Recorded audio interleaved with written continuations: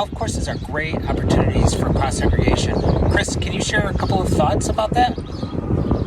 Thanks, Mike. Golf courses are great candidates for cost segregation.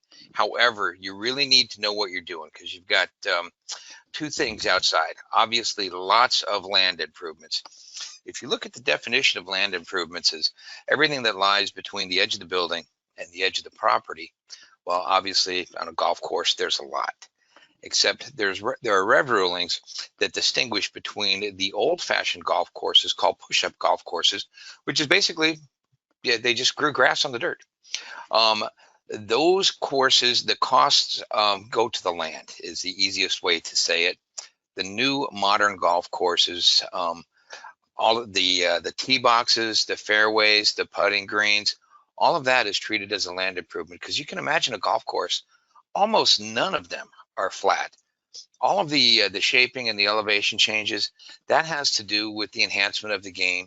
You can't just cut down the trees and build a building on a golf course. It's just not flat. And underneath, it's got a very complex irrigation system. All of those things have a 15-year life.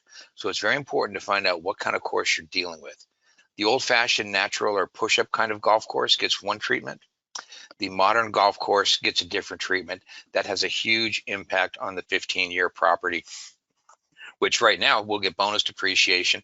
And for the next few years, it's still going to get bonus depreciation, although bonus will be phasing out. And then we've got the clubhouse. We just did a beautiful one up in Reno. And it's got a gym and a locker room and a restaurant and a conference room. People have weddings there. Swimming, it's a country club, basically.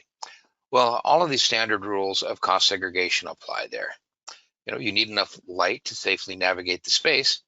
That's your 39-year light. The decorative light or the task light, that's personal property, the light fixtures and the conduits. The ceramic tile, the slate floors, polished, super flat, epoxied concrete, it's part of the building. But the carpet, the loose lay wood floors, the vinyl tile, that's all personal property. Plumbing for the bathrooms, plumbing for the fire sprinklers, probably a janitor's mop sink in the bigger clubhouses. All of that's your 39-year plumbing. Plumbing to the break room, plumbing to the kitchen. You can imagine in a place where you've got a commercial kitchen that's large enough to service a conference center, there is a lot of plumbing in there. But then the HVAC, you know, certainly there's the 39-year HVAC keeping people warm in the winter, cool in the summer.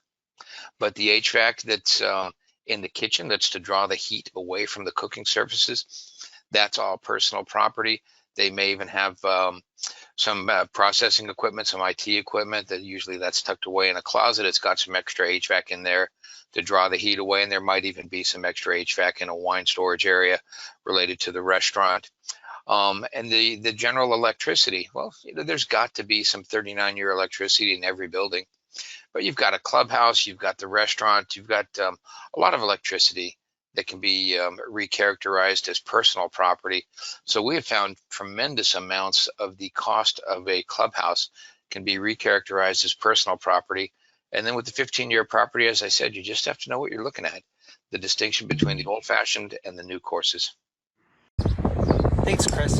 How about an example of how we were able to help a golf course with cost segregation? Thanks, Mike. Golf courses and country clubs are just fantastic candidates for cost segregation. We recently did one in Reno. Absolutely beautiful. It was the modern golf course, which is different than the push-up golf course in its tax treatment. Modern golf courses have very specialized irrigation systems. The tee boxes, the fairways, the bunkers, the water hazards, the putting greens, all of that can qualify for a 15-year life, in addition to a lot of the cost for the finish grading.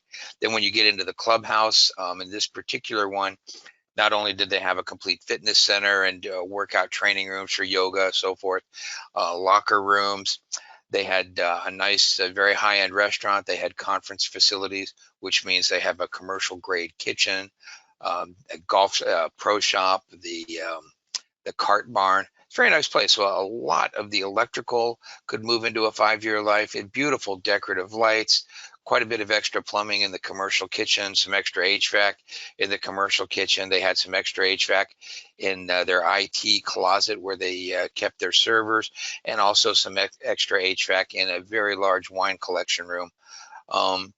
Let's see. memory serves, we had 25%, give or take, of the cost moving into a 15-year life and another 15% of the cost moving into a 5-year life. Well, the facility cost about $35 million to build, and the effective cost segregation was an extra $13.8 million in depreciation in the very first year. Applying that to the person's taxes, we saved them about $5.5 million on their taxes in the very first year simply by applying cost segregation techniques. That's great. And if you're not sure if a cost segregation can benefit you, give me a call at the number below.